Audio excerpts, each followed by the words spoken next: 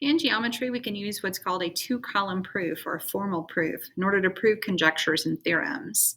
The two-column proofs or formal proofs contain statements and reasons that are organized into two separate columns. The key idea for any kind of proof is that justification is required for every step. So you do have to show every last little step on this thing. So for an example, our job is to prove this conditional statement. If negative 5 times the quantity x plus 4 is equal to 70, then x is equal to negative 18. So we'll set up our proof down here. We've got two columns. And in the left column, we're going to make our statements.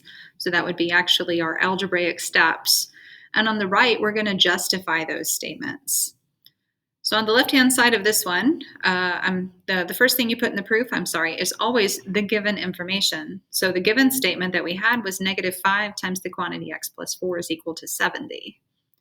So my first step, I think what I would probably do is distribute this negative 5 to each of the terms on the inside here. So this would be negative 5 times x plus negative 5 times 4 equals 70. Now I do have to justify that. I'm allowed to do that because of the distributive property.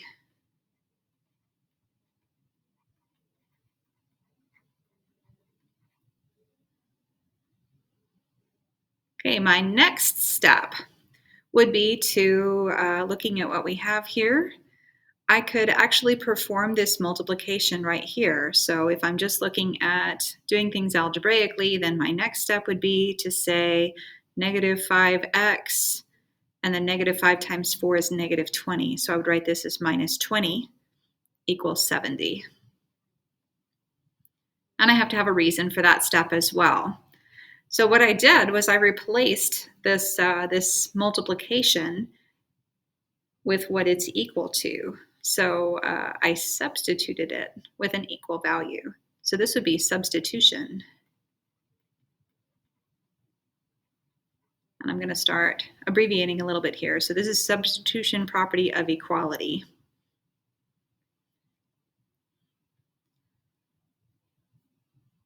All right, now back to doing the algebra. I'm also numbering my steps, by the way. Okay, so algebraically, the next thing that I would want to do for this equation in order to solve it would be to add 20 to both sides of the equation.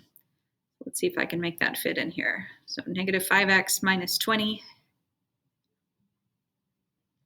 plus 20 equals 70 plus 20.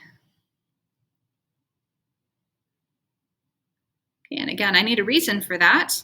And the reason that I'm allowed to do that is because we have an addition property of equality.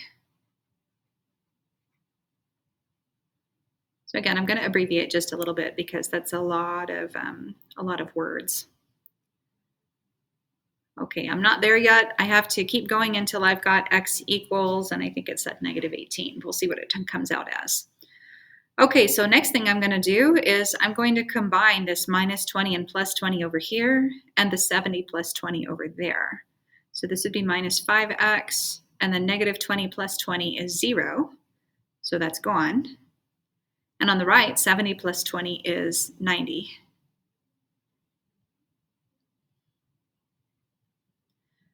Okay, the property that allows me to do that again is I was taking things that are like terms and combining them.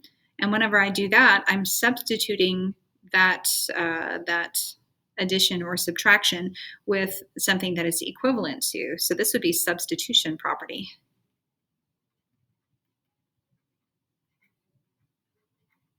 of equality.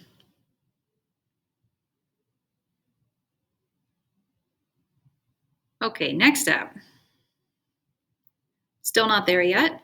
So my next move, since I've got a negative 5 times x, would be to divide both sides of my equation by a negative 5. So I'm showing that on both sides of the equation. And then over here, I do have to justify it, of course. So since I was dividing both sides of an equation by the same thing, that means I was using the division property of equality.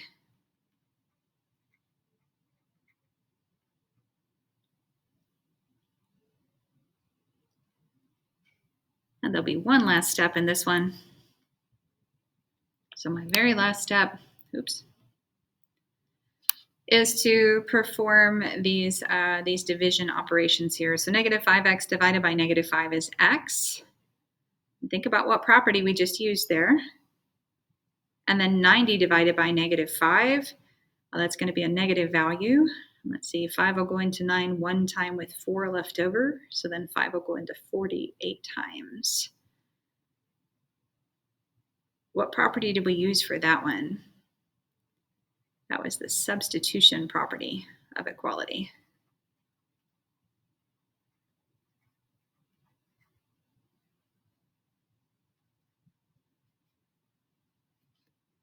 Alrighty.